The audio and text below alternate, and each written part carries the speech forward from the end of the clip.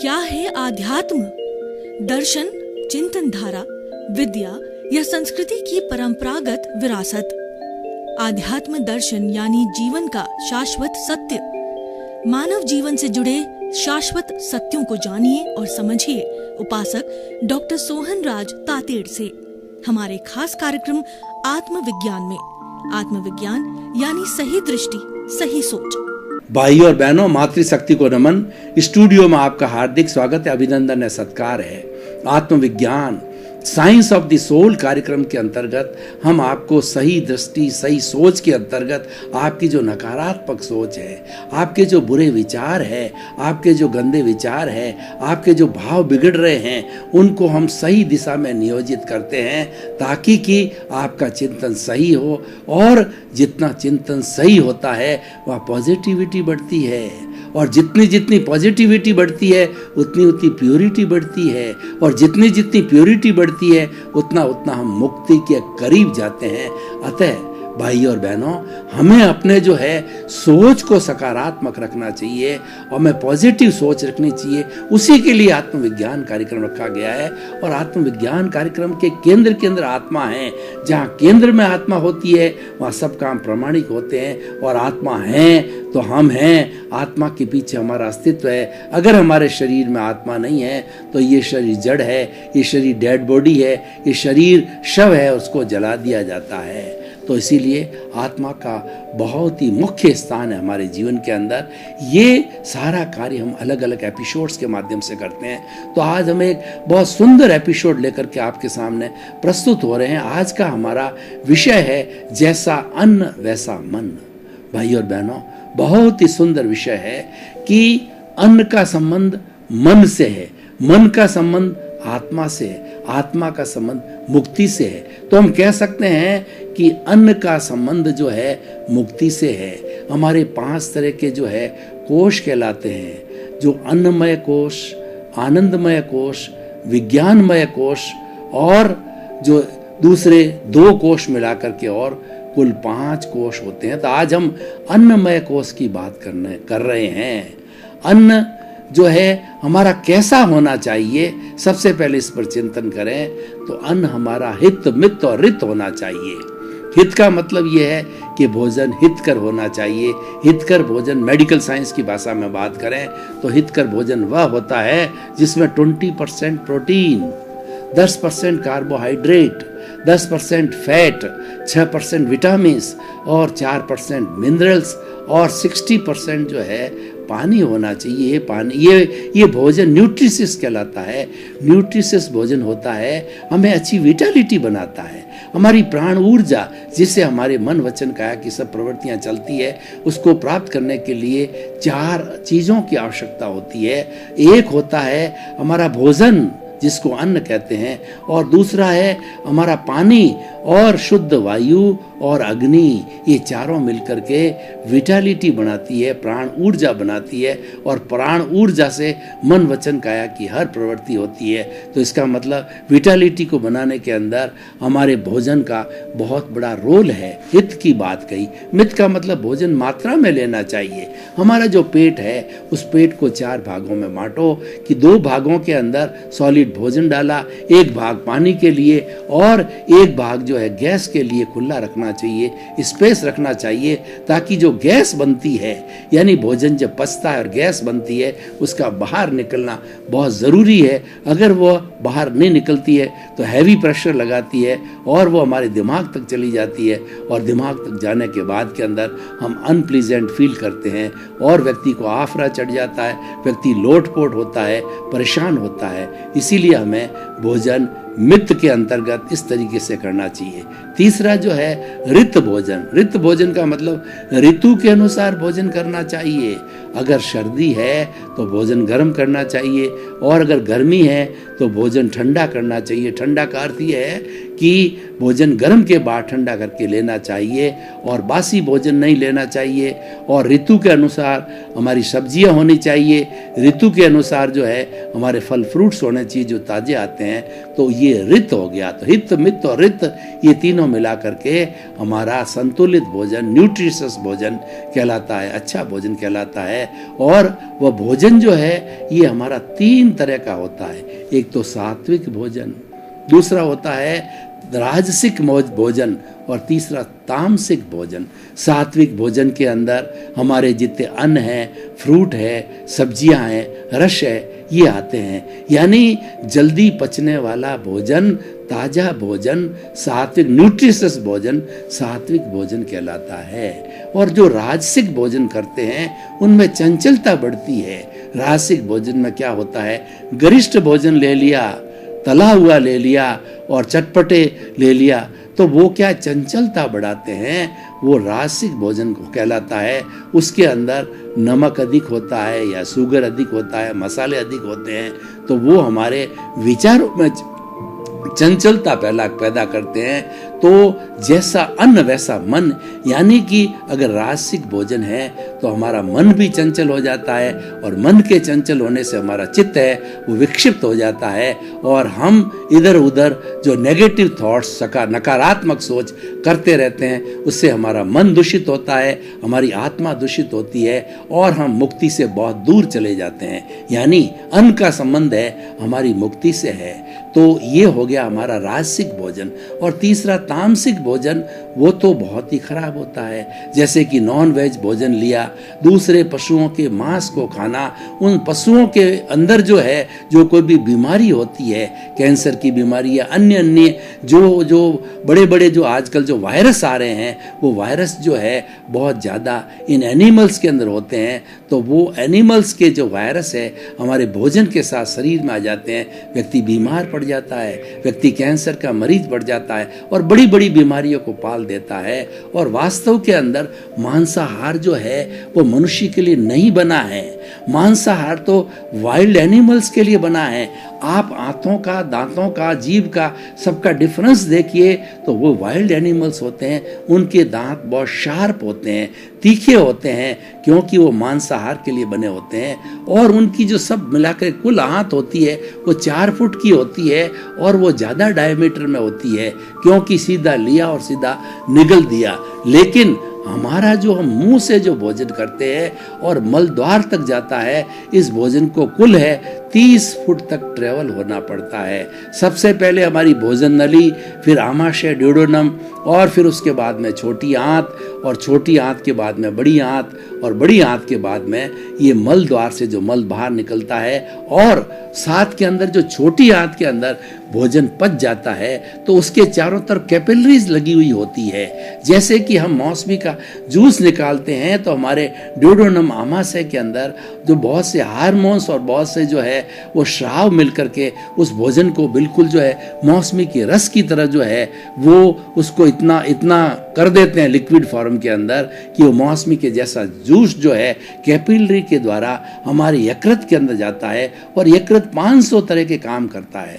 विश्व की सबसे बड़ी फैक्ट्री जो है मनुष्य का आंतरिक शरीर है। मनुष्य के अंदर जो सिस्टम चलते हैं, ब्लड सर्कुलेशन, उत्सर्जन और जो है श्वसन तंत्र, और जितने भी हमारे 8-10 तरह के सिस्टम होते हैं, वो सारे जो है वो सिस्टम, जो मनुष्य के सिस्टम जो है विश्व की सबसे बड़ी फैक्ट्री है। और यकृत उसमें 500 तरह के काम करता है। मुख्य रूप से वो ब्लड बनाता है, और वह ब्लड जो है वो वहाँ से यकृत से बन करके और हमारे जो है वो हार्ट के अंदर चला जाता है। हार्ट के अंदर दायां आलिंद, बायां आलिंद, दायां निलय, बायां निलय, ये जो है 4 भाग होते हैं। तो जो अशुद्ध जो होता है वो दायां आलिंद में आता है, और वहाँ से जो पंप करके और फेफड़ों को भेज दिया जाता है। फेफड़े हमारे श्वसन तंत्र से जुड़े होते हैं, बाहर से ऑक्सीजन लेते हैं। ये ऑक्सीजन उस ब्लड को शुद्ध करती है, और शुद्ध करके और ये ब्लड पुनः जो है हमारी हार्ट के अंदर जो है वो बायां निलय और दायां निलय में आ जाता है। और वहाँ से पंप होकर के और सारी बॉडी के अंदर सर्कुलेट करता है। और ऐसा कहा जाता है कि 1,00,000 किलोमीटर ब्लड जो है सारी वेंस में, धमनियों के अंदर, शिराओं के अंदर, पूरे शरीर में घूमता है और एक एक कोशिका को वो खुराक देता है। सारी खुराकें ब्लड के माध्यम से बनती है। 60 खरब कोशिकाएं हमारे शरीर में, सबको खुराक है इसी ब्लड के माध्यम से मिलती है। तो भाई और बहनों, ये जो हमारा तामसिक भोजन की हम बात कर रहे थे, ये तामसिक भोजन जो है वो हिंसा के जो है वो हिंसा पैदा करता है, आदमी में क्रूरता लाता है, क्योंकि ये जो है नॉन वेज भोजन होता है, पशुओं का भोजन होता है। इसीलिए इसके अंदर हिंसा के भाव आते हैं, नेगेटिव थॉट्स आते हैं, क्रोध, अहंकार, माया, लोभ आता है। तो इस तरीके से हमें तामसिक भोजन कभी भी नहीं करना चाहिए। ये सबसे खतरनाक भोजन है और ये भोजन है मनुष्य के जीवन को बहुत खराब कर देता है। और अहिंसा की दृष्टि से बात करें तो जिन प्राणियों का हम मांस खाते हैं उनको मार करके उनमें भी हमारे जैसी आत्मा है। हमारे शरीर को काटा जाता है, हमारे शरीर को छेदन भेदन किया जाता है तो हमें दर्द होता है। वैसा का वैसा उन प्राणियों को जब मारा जाता है तो उनको वैसा का वैसा दर्द होता है और उससे हमारे कर्मों का बंधन भी होता है। और मनुष्य जो है कर्मों का बंधन भुगतने के लिए अगले जन्म के अंदर बाध्य हो जाता है। तो ये भी एक बहुत बड़ा नुकसान होता है। तो हम बात कर रहे थे कि जो हमारे अन्न की बात कर रहे थे कि अन्न जो है हमारा राजसिक, तामसिक और सात्विक में से सात्विक सबसे बड़ा अन्न है, जो कि हमें सकारात्मक सोच देता है, राजसिक चंचलता पैदा करता है और तामसिक भोजन हिंसा और क्रूरता के भाव लाता है। तो भाई और बहनों, जैसा अन्न वैसा मन की हम बात करें तो अब हम जो है थोड़ा इस अन्न का हमने काफी विवेचन किया। अब मन की बात करते हैं कि मन किसे कहते हैं। मन है वो मनन के पूर्वक और मनन के बाद में मन नहीं रहता है, केवल मनन के समय ही मन रहता है। यानी जब आपने चिंतन चालू किया तभी मन खड़ा होता है, उसके अतिरिक्त जो है मन नहीं रहता है। मन एक पौद्गलिक वस्तु है और ये हमारा मन के 2 कार्य है कि जो हमारी 5 इंद्रियां हैं, स्पर्श, रसन, घ्राण, चक्षु, श्रोत्राणी, इंद्रियाणी, ये 5 इंद्रियां जो बाहर के इसके 23 विषय होते हैं, इन विषयों को बाहरी जगत से खींच के लाती है और वो ला करके और मन को दे देती है। मन के अब 2 काम होते हैं। मन जो है इस इंद्रियों के द्वारा प्राप्त जो विषयों के ऊपर योजना करता है और उसके साथ साथ में मन एक मैनेजर का भी काम करता है कि मन जो है भूतकाल की कल्पना करता है और भूतकाल की स्मृति करता है, भविष्य काल की कल्पना करता है और वर्तमान काल का चिंतन करता है। तो इसीलिए मन हमारा अच्छा कब रहता है कि हम हमेशा भावक क्रिया करें, हम हमेशा वर्तमान में जीवें, क्योंकि ऐसा कहा गया है कि yesterday never exist, yesterday has gone away, tomorrow never exists, the moment of the present is with us to do something। तो हमें हमेशा भावक क्रिया करनी चाहिए और भावक क्रिया एक बहुत बड़ी साधना है और ये इसके अंदर मन का जो है बहुत बड़ा रोल है।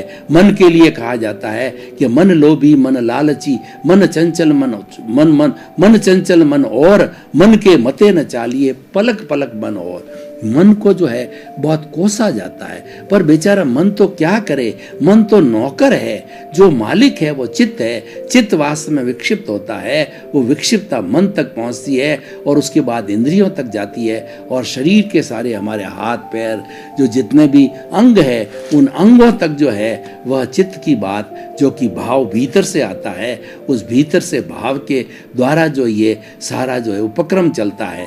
तो भाई और बहनों, मन जो है, बहुत से लोग जो है ये प्रश्न करते हैं कि हम कभी ध्यान करने बैठते हैं, स्वाध्याय करने बैठते हैं तो हमारा मन भटकता है। तो मन को भटकने का कारण ये है कि हम मन को पकड़ते हैं, मन को हम जो है बांधते हैं कि मन बुरी जगह क्यों चला गया, जबकि मैं स्वाध्याय कर रहा हूँ, मैं भगवान के मंदिर के अंदर हूँ, मैं माला फेर रहा हूँ, जाप कर रहा हूँ। तो उस मन को बांधने से जो है वो मन ज़्यादा चंचल होता है। तो मन को आप बांधिए मत, बल्कि मन को जो है आप फ्री कर दीजिए। फ्री कैसे करना होता है कि मान लीजिएगा आप पतंग उड़ा रहे हैं तो पतंग के साथ मंजा होता है। मंजा जो है वो उसकी डोर आपके हाथ में है और वो पतंग उड़ती रहती जाती है। अगर उस पतंग को ढील देते हैं तो पतंग बहुत दूर दूर आकाश में चली जाती है और उसको खींच लिया जाता है। ज़्यादा खींचते तो हवा के जोर से जो मंजा है वो हमारे हाथ को काट करके खून भी आ जाता है। तो कहने का मतलब ये कि विचारों को बांधो मत, विचारों के साथ जुड़ो मत, विचारों को बाईपास करो। हमारे मन वचन काया रूपी ये जो शरीर है पूर्व जन्म के कर्मों के भुगतान के लिए मिला है और उसमें हम प्रतंत्र हैं, क्योंकि पिछले जन्म में हम कॉजेज डाल के आए हैं। तो वो कॉजेज का सारा भुगतान इसी जन्म में जो हमने भाव कर्म डाले थे, ये द्रव्य कर्म के रूप के अंदर सारा भुगतान यहाँ होता है। और ये सारा भुगतान है वो हमारे मन के द्वारा होता है, विचारों के द्वारा होता है। इसीलिए विचारों के साथ जुड़ो मत, विचारों को बाईपास करो, विचारों को ज्ञाता दृष्टा भाव से देखते रहो। हमारा पूरा जीवन है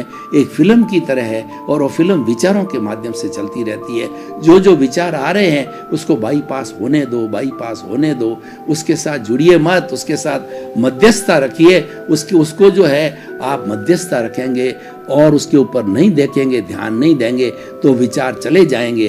और जो ही आपने उसकी तरफ ध्यान दिया तो to the every action there is a reaction, तो रिएक्शन होगा और रिएक्शन होने से फिर राग द्वेष पैदा होंगे और ये राग द्वेष से नए कॉज पड़ेंगे और नए कॉज बढ़ने से जो है हमारी कॉजल बॉडी बढ़ेगी और फिर हमारा चार्ज होगा और चार्ज होकर के पुनः हम 84 लाख जीवा योनि के अंदर जो भटकते रहेंगे।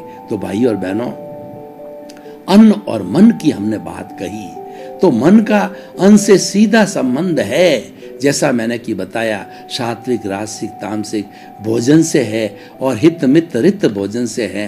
तो हमें अन्नमय कोश के ऊपर बहुत ध्यान देना चाहिए। ये हमारी प्राइमरी स्टेज है और भोजन के साथ में भोजन समय पर करना चाहिए और भोजन जो है वह करने के बाद में हमें जितनी कैलोरीज का भोजन में लिया होता है उसको बर्न करना चाहिए। उन कैलोरीज को बर्न नहीं करते हैं तो एक्स्ट्रा फैट हमारे शरीर के अंदर बढ़ती है और एक्स्ट्रा फैट बढ़ने के कारण मोटापा आता है और मोटापा जो है सभी बीमारियों की जड़ है। जो आज शुगर बीपी वगैरह जितनी बीमारियां होती है वो सब बीमारियों का मुख्य कारण मोटापा है हमारा। तो उसको रोका जाना चाहिए, फैट से होता है और ये फैट जो है एक्स्ट्रा कैलोरीज जो इकट्ठी होती है उससे आती है। तो भाई और बहनों, अब हम बात करते हैं कि अन्न के द्वारा जो है हमारा भीतर जो विटालिटी बनी तो उसके अंदर नकारात्मक और सकारात्मक सोच से हम इसका संबंध जोड़ते हैं। तो जो नकारात्मक सोच पैदा होती है उसका हमारा भावात्मक जो है विकास अवरुद्ध हो जाता है। क्रोध अहंकार माया लोभ जो है वो नकारात्मकता से पैदा होते हैं और वो नकारात्मकता कैसे आती है कि हमारा भोजन होता है वह अगर तामसिक होता है तो इस तरीके के विचार खड़े करता है और विचार खड़े करने से वो नकारात्मकता होती है। वो नकारात्मकता क्रोध पैदा करती है, अहंकार पैदा करती है, माया पैदा करती है, लोभ पैदा करती है, जिसको हम कषाय कहते हैं, जिसको हम राग द्वेष कहते हैं। दुनिया में सबसे बड़ा दोष है वो राग द्वेष होता है। इस दुनिया के अंदर कोई दोषी नहीं है, 84 लाख जीवा योनि के प्राणी हैं, वो हमारे लिए निर्दोष है और ये पूरी प्रकृति माँ है वह निर्दोष है। लेकिन जो दोष कहाँ है, दोष हमारे भीतर राग द्वेष में आते हैं और ये राग द्वेष का संबंध जो है हमारे जो है वो तामसिक और राजसिक भोजन से है। तो हमें अन्न का बहुत ध्यान रखना चाहिए। आज इसका हमारा विषय जो है जैसा अन्न वैसा मन रखा गया है। अब हम मन की बात को थोड़ा और आगे बढ़ाते हैं कि ये मन जो है वो पैदा कैसे होता है। ये भावों से पैदा होता है और ये भाव कहाँ से आते हैं इसको भी हमें समझना जरूरी है कि हमारी आत्मा के साथ में एक कॉजल बॉडी जन्म जन्मांतर से जुड़ी हुई होती है। तो इन कॉजल बॉडी के कारण ही जो है हम इन 84 लाख जीवा योनियों के अंदर भटकते हैं। अब प्रश्न ये है कि इस कॉजल बॉडी का, इस कर्म शरीर का, इस स्थूल शरीर का या इसका लिंग शरीर का जो है संबंध है वो किस तरीके से हमारी आत्मा से हुआ, क्योंकि आत्मा तो चेतन है और ये कॉजल बॉडी जो राग द्वेष है, ये जो 8 तरह के जो हमारे कर्म हैं और 148 इसकी प्रकृतियां हैं, ये समस्त प्रकृतियां जो है वह हमारे द्रव्य कर्म हैं और ये द्रव्य कर्म जो है वो इकट्ठा होने का कारण क्या है। वो कारण जो है हमें वो हमारी आत्मा के साथ में कैसे जुड़े ये हमें समझना जरूरी है।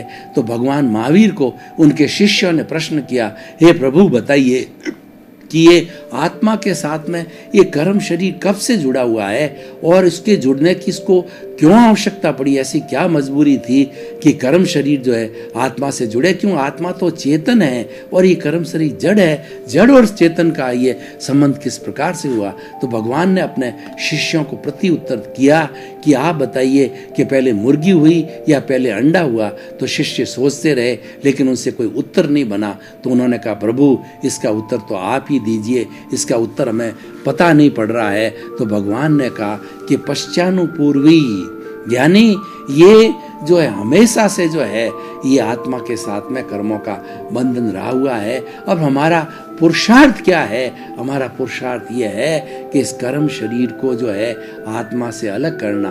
दोनों शाश्वत है। हम अगर कर्म शरीर की बात करें तो जड़ तत्व की बात करें तो जड़ तत्व में सबसे जो शुद्ध जो है वो परमाणु है और परमाणु बिल्कुल विशुद्ध होता है। भगवान महावीर ने कहा कि जो परमाणु होता है वो नॉन डिविजिबल होता है, नॉन डिस्ट्रक्टिव होता है, उसके टुकड़े नहीं होते हैं और उसको किसी भी दूरबीन से नहीं देखा जा सकता है। उसको मात्र जो अवधि ज्ञानी और मन पर्यावज्ञानी और केवल ज्ञानी होते हैं वही देख पाते हैं और कोई भी जो है लेबोरेटरी की जो दूरबीन है उसको नहीं देख पाती है। तो ऐसा विशुद्ध जो है जड़ का एक पदार्थ है और ये सृष्टि के अंदर एक भी परमाणु न घटता है न बढ़ता है। जो विशुद्ध रूप का परमाणु होता है वो एक परमाणु से दूसरे परमाणु के अंदर जुड़ता है, क्योंकि जड़ पदार्थ वर्ण गंध रस वाला होता है और गलन मिलन धर्मा होता है। जब एक दूसरे से जुड़ता है द्विप्रमाणी, चतुप्रमाणी, अष्ट परमाणु और असंख्य परमाणु होकर के वो अणु बनता है और अणु से हमारे सामने जो सृष्टि दिखाई देती है कि हमारे जितने भी घर है ये चट्टानें हैं और उसके साथ साथ में ट्रेन है और फ्लाइट है, हेलीकॉप्टर है, हमारा जितना भी फर्नीचर है, घर इत्यादि है, वो सारा जड़ पदार्थ है। और हम चेतन की बात करें तो उसमें भाव पक्ष आता है। तो ये भाव पक्ष जो है वो किस तरीके से काम करता है? तो हमारा ये जो संबंध है इसके बीच के अंदर एक वेल्डिंग पड़ी हुई है, अज्ञान रूपी वेल्डिंग है जड़ और चेतन के बीच में, वही इन दोनों को जोड़ती है।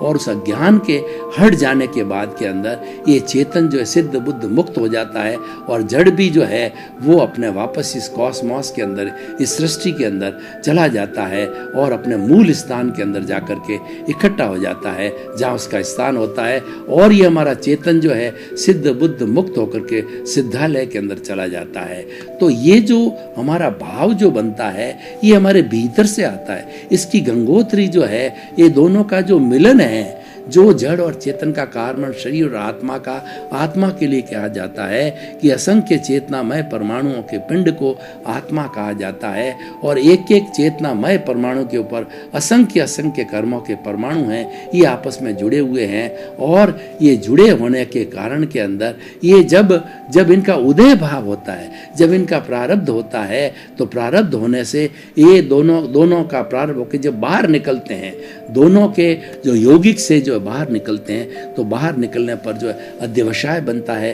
और वो अध्यवसाय से जो है वो कलरलेस जो है हमारी वेव्स है, वो वेव्स आगे जाकर के अवचेतन मन जो कि हमारा भीतरी संसार है और अवचेतन मन के साथ में जुड़ा हुआ हमारा जो सबकॉन्शियस माइंड है, तेजस शरीर है, उसमें जाकर के लेशाएं बनती है, उनका रूपांतरण होता है और वो लेशाएं जो है पुनः जो है वापस हमारे चित्त के साथ जुड़ा हुआ एंडोक्राइन ग्लैंड्स में जुड़ता है, लिक्विड फॉर्म में बदलता है और लिक्विड फॉर्म जाकर के हमारे चित्त की प्रेजेंस के साथ में पूरे ब्लड में सर्कुलेट होके सारे शरीर में चले जाते हैं और विचार बन जाते हैं। तो वो जो भाव पक्ष था, जो वाइब्रेशंस के रूप के अंदर जो उदय के रूप में आया था, वो भाव पक्ष जो है वो हमारा जो है वो विचार बन जाता है और ये विचार ही हमारा मन है।